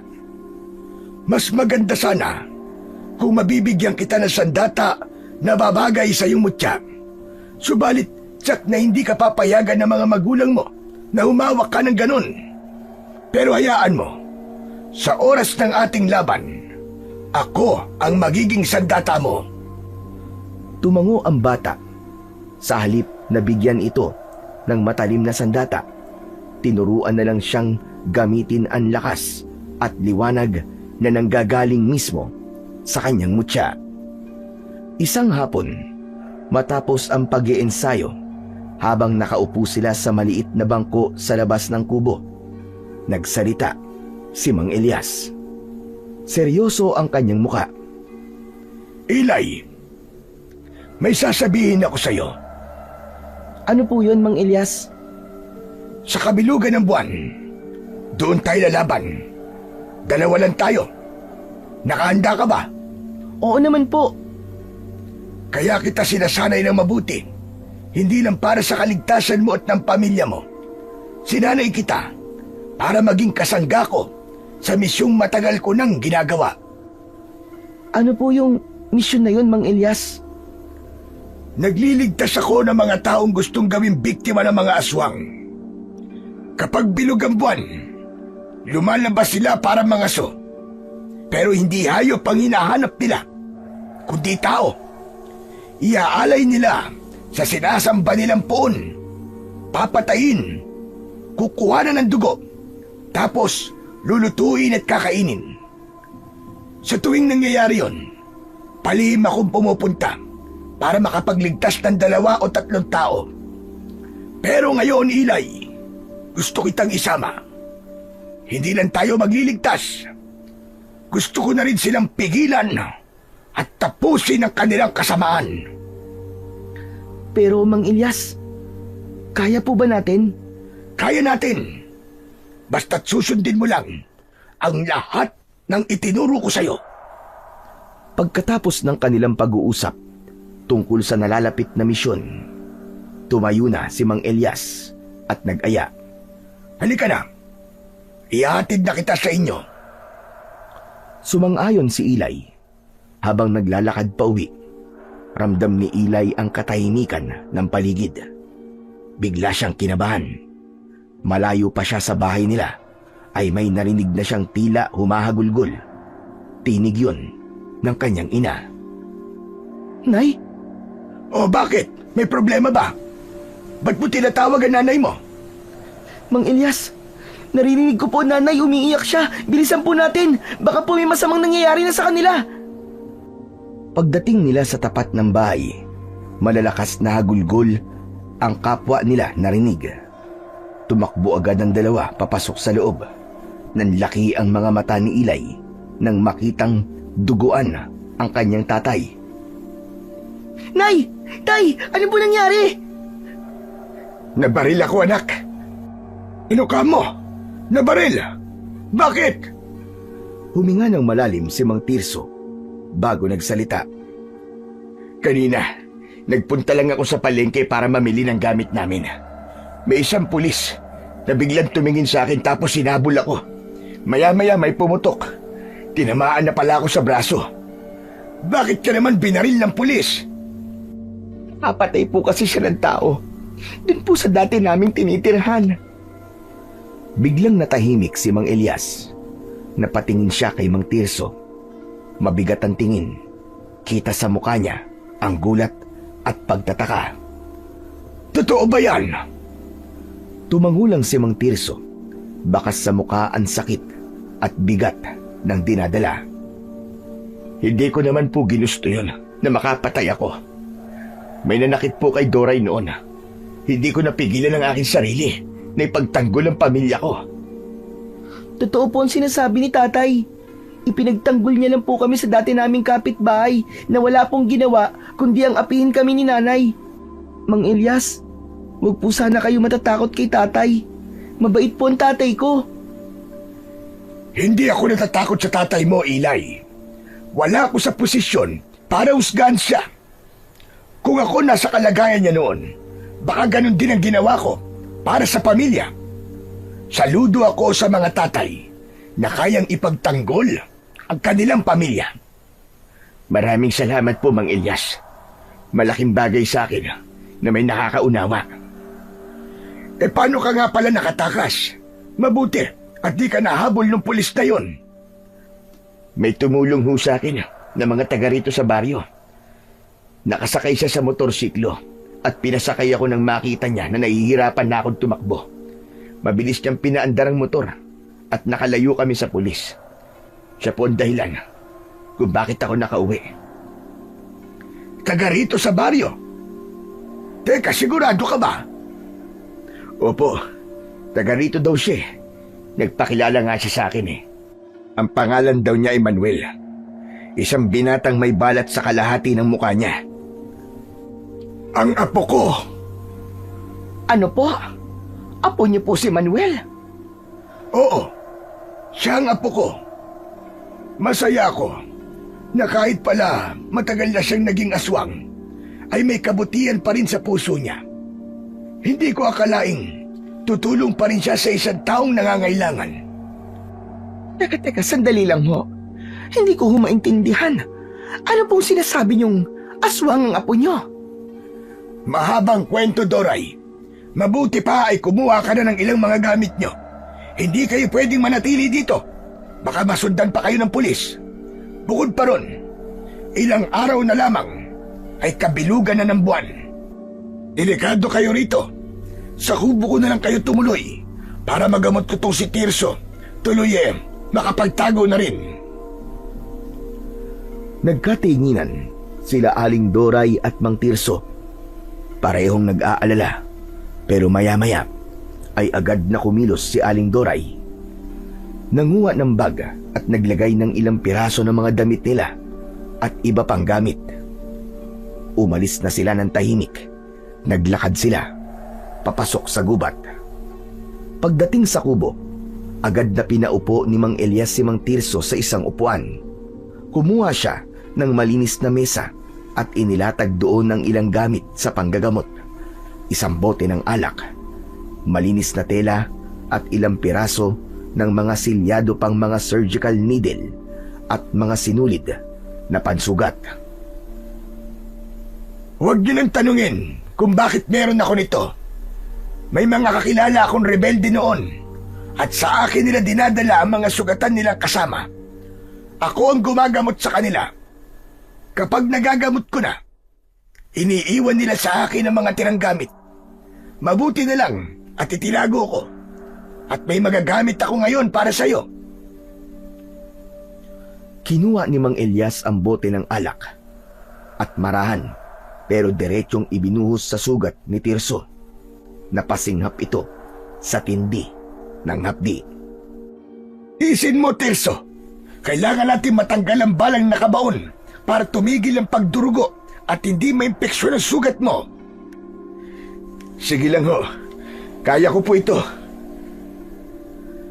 Pagkatapos, gamit ang sipit, dahan-dahang hinanap ni Mang Elias ang bala na nakabaon sa laman ni Mang Tirso. Maingat, ngunit mabilis ang galaw ng matanda. Ilang minuto lang, nakuha na niyang hilahin palabas ang maliit na piraso ng tingga. Ay, salamat. Hulog ka talaga ng langit sa amin, Mang Elias. Huwag ka munang magpasalamat. Hindi pa tapos. Kailangan pang linisin yan, tahiin at balutin. Muling binuhusan ng alak ang sugat bago ito tinahi. Tapos ay nagdikdik ito ng halamang gamot sa isang maliit na mangkok at ang katas nito ang ipinahid sa sugat. Binalot niya ng malinis na tela at mahigpit na tinalian para hindi na magdugo. O ayan, tapos na. Magpahinga ka na. Huwag mo munang galawin ang braso mo, ha? Nang matapos ang proseso, ay panayang pasasalamat ni Aling Doray at Mang Tirso sa matandang albularyo. Utang na loob po namin sa inyo ito, Mang Elias. Kung wala po kayo, ewan ko lang po kung ano mangyayari sa amin. Ngumiti lang si Mang Elias sa sinabi ni Aling Doray at nagsimulang magligpit ng kanyang mga gamit. Ngunit nang tatalikod na siya, biglang hinawakan ni Aling Doray ang kamay ng matanda. Mang Elias, pwede ko ba kayong tanungin? Totoo po ba ang sinabi niyo kanina? Na aswang ang apo niyo? Totoo yun, Doray. At hindi lang ang apo ko ang aswang dito sa baryo. Halos lahat ng nakatira rito ay aswang. Maliban na lamang sa akin at kayo. Nagsimulang isalaysay ng matanda ang lahat ng nalalaman niya kung paano nagsimulang mamugad ang mga aswang sa lugar na yon, kung bakit nanatili siya roon at kung paano siya palihim na tumutulong sa mga taong nalalagay sa panganib. Nanlumo ang mag-asawa sa narinig. Kung ganun, totoo pala lahat ang sinasabi ni Ilay. Opo tay, totoo po yun. Ilang beses ko na po nakita yung mga nilalang na palaging nagbabantay sa bakuran natin tuwing gabi. Hindi po sila makapasok kasi may mga nilagay po akong pangontra. Mga dahon po na ibinigay sa akin ni Mang Elias. Tapos, nagsasaboy din po ako ng asin at bawang sa paligid. Hindi rin sila makatagal kasi po, sabi nila, mabaho daw po ang amoy ng goma. Goma na sinusunog ko tuwing magdidilim. Opo, Nay. Iyon nga po. Sabi nila, mabaho daw yun at hindi nila matagalan. Kaya umaalis din po sila kagad. Saglit na natahimik ang lahat.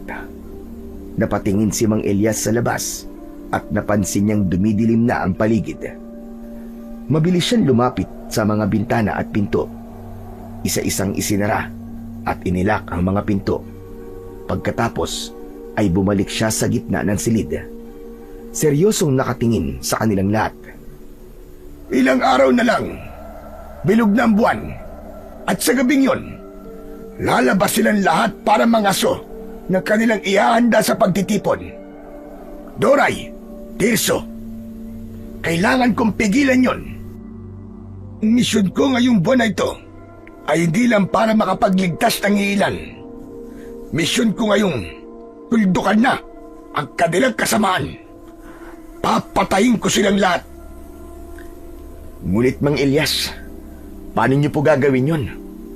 Kaya mo ba silang lahat? Kaya ko. Dahil hindi ako mag-isa nahaharap sa mga aswang na yon. Tutulungan ako ni Eli. Malaki ang tsansa namin na magtagumpay. Ano ho? Sandali! Isasama niyo po ang anak ko. Abay, hindi po ako papayag. Ano namang kayang gawin yan? Bata pa lang ho si Eli. Nay, kaya ko po. Tinuruan po ako ni Mang Elias kung paano po lumaban. Napatingin si Aling Doray sa kanyang anak. Halata ang takot sa kanyang mga mata. Ngunit, nang ipaliwanag sa kanila ni Mang Elias at ni Eli ang buong plano, pati na ang kakayahan ng bata at kung gaano ito kahalaga sa laban, unti-unti nilang naunawaan ang sitwasyon. Kahit mabigat man sa kanilang kalooban, napilitan silang tanggapin ng lahat. Subalit, may isang kondisyon ang mag-asawa. Kung ganun, sasama ako. Tutulong ako sa pagpuksa sa mga aswang. Gumuhit ang bahagyang ngiti sa labi ni Mang Elias, tanda ng kanyang pagsang-ayon. Ayos yan! Mas magiging matibay tayo kung tayong tatlo ang lalaban sa kampon ng kadiliman. Nagkatinginan silang lahat at walang sino man ang umangal. Alam nilang malapit na ang gabi ng kabilugan ng buwan at wala nang atrasan ang lahat. Matapos ang maikling usapan tungkol sa plano, nagpasya na silang magpahinga. Tahimik ang gabi sa kubo ni Mang Elias, ngunit sa kanyang isipan, malinaw ang larawan ng darating na laban ay mabagsik at madugo. Kinabukasan, nagpatuloy sila sa paghahanda. Si Eli ay walang sawang ginamit ang kanyang mutya ng binti at tenga ng kuneho para maging mas mabilis at alerto. Si Mang Tirso naman, kahit medyo masakit pa ang isang bisig, ay nakatutok naman sa mga armas na ipapagamit sa kanya ni Mang Elias. Hanggang sa dumating na ang gabi na pinakahihintay nilang tatlo, ang kabilugan ng buwan. Paglapit nila sa may bukana ng baryo, nagtago sila at nakita nila ang kinaroroonan ng mga aswang. Marami sila at may mga taong nakagapos sa gitna. Mang Elias, 5 sa kanan, 3 sa likod, at may isa sa itaas. Nakasabit sa puno. Tumango si Mang Elias. Sa isang iglap ay sumugod siya. Mabilis ang kanyang galaw. Bawat hampas ng kanyang sibat ay tumatagos sa balat at laman ng mga aswang.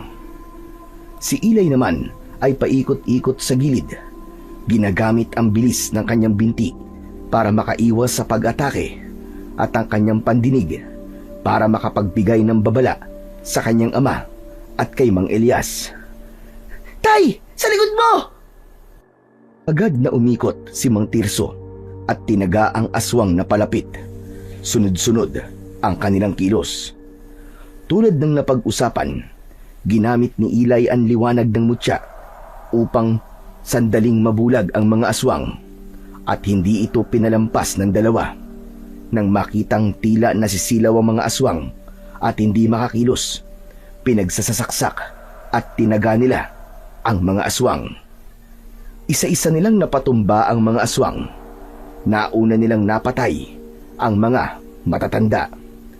Pero hindi lahat ay nahuli o napatay. May ilang nakatakas. Karamihan ay mga batang aswang na agad na tumakbo. Nang wala na ang mga aswang, dali-dali nilang tinulungan ang mga bihag na makalaya at makatakas. Ngunit bago tuluyang matapos ang laban, biglang lumitaw ang isang pamilyar na anyo. Si Manuel. Ang apo ko! Hindi sumagot si Manuel. Nakatingin lang ito sa kanyang lolo. Apo, sumama ka na sa akin. tanggap kita kahit sino ka pa. Ngunit umiling si Manuel at sinabing huli na ang lahat para sa kanya. Ayaw niya ang ideyang muling magsasama sila ng kanyang lolo dahil hindi na siya ang dating apo na minahal ng matanda. Sumugod si Manuel. Nagpalitan sila ng hampas at pag-iwas. Mabilis at malakas si Manuel, ngunit kaya pa rin siyang sabayan ni Mang Elias. Nasa gilid lang si Ilay ng mga sandaling yun, handang sumaklolo kung kinakailangan. Hindi siya nakialam, gayon din si Mang Tirso, dahil yun ang kahilingan ng matanda. Yun ang plano ng matanda, ang makaharap ang kanyang apo, ang mabawi ito, laban sa masasamang mga aswang. Nagpatuloy ang laban hanggang sa isang pagkakataon na itulak ni Mang Elias si Manuel at naitapat sa kanyang dibdib ang sibat. Ngunit hindi niya magawang itarak. Hindi ko kaya. Apo kita. Nagpakawala ng malungkot na titig si Manuel bago biglang umatras at tumakbo palayo sa baryo. Walang ginawa ang matanda kundi ang habulin na lang ng tingin si Manuel. Ngunit bago ito mawala, lumingon pa ito sa kanyang lolo. Nakita ni Mang Elias ang pagtulo ng luha sa mga mata nito. Tapos na ang laban. Nakahandusay sa paligid ang napakaraming bangkay ng mga aswang. Ngayon na, Ilay! Gamitin mo na ulit ang liwanag ng iyong mutya! Opo, Mang Elias! Gagawin ko na po! Iniangat ni Ilay ang kanyang mga kamay. Sa kamarahang pumikit. Pinanood lang siya ng kanyang ama habang ginagawa niya yon. Nagtataka ito sa kakaibang kilos ng kanyang anak. Hindi naman kasi niya nakikita ang unti-unting paglitaw ng puting liwanag mula sa tangan niyang mutya. Si Mang Elias lang ang may kakayahang makakita nito dahil sa pagiging albularyo nito. At sa ilang sandali pa, nabalot na ng liwanag ang buong paligid. Tinamaan ito ang lahat ng bangkay ng mga aswang. Unti-unti, nagsimulang maghiwa-hiwalay ang laman at balat hanggang sa tuluyang maging abo ang lahat. Dahan-dahang tinangay ng hangin ang mga pinong abo at wala nang natira ni isang bakas ng kanilang presensya. Tahimik silang tatlo. Alam nilang natapos na ang kasamaan sa baryong yon. Tagumpay ang kanilang misyon. Matapos ang gabing yon, tuluyan nang naglaho ang mga aswang sa baryo at ang ilang nakatakas ay hindi na muling bumalik. Samantala, sa halip na bumalik sa kanilang tirahan, napagkasunduan nilang lahat na manatili na lang din sa gubat. Agad nilang nilinis ang katabing lupa kung saan nakatayo ang bahay ni Mang Elias. Tinanggal nila ang mga damo, nagtanim ng gulay at naglatag ng simpleng bakod. Unti-unti, naging payapa ang kanilang pamumuhay, malayo sa anumang kaguluhan sa labas ng gubat. Samantala, masaya si Mang Elias dahil muli niyang naramdaman na parang may pamilya siya mula nang dumating sa buhay niya ang pamilya ni Ilay. Si Mang Tirso naman ay natuto na sa mga gawain sa gubat. Tinuruan siya ni Mang Elias kung paano mangaso, magbungkal ng lupa at magtanim upang matiyak na hindi magugutom ang pamilyang kanyang tinataguyod. Si Ilay naman ay patuloy na sinasanay ni Mang Elias sa paggamit ng mutya. Bukod dito, humiling din siyang maturuan ng mga orasyon, panggagamot gamit ang mga halamang gamot at iba pang mahalagang kaalaman na magagamit niya balang araw. Sa paglipas ng panahon, naging tahimik at payapa ang kanilang pamumuhay sa loob ng gubat. Malayo sa takot, ingay at kasamaan ng mundo sa labas. Natutunan nilang yakapin ang bawat araw na magkakasama. Sapagkat para sa kanila, mas mahalaga ang mga sandaling buo sila kaysa sa anumang bagay na nawala sa kanila. Sa gitna ng katahimikan ng gubat, natutunan nilang ang tunay na kayamanan ay hindi nasusukat sa kung anong hawak mo, kundi sa kung sino ang kasama mong humaharap sa bawat unos at saya ng buhay.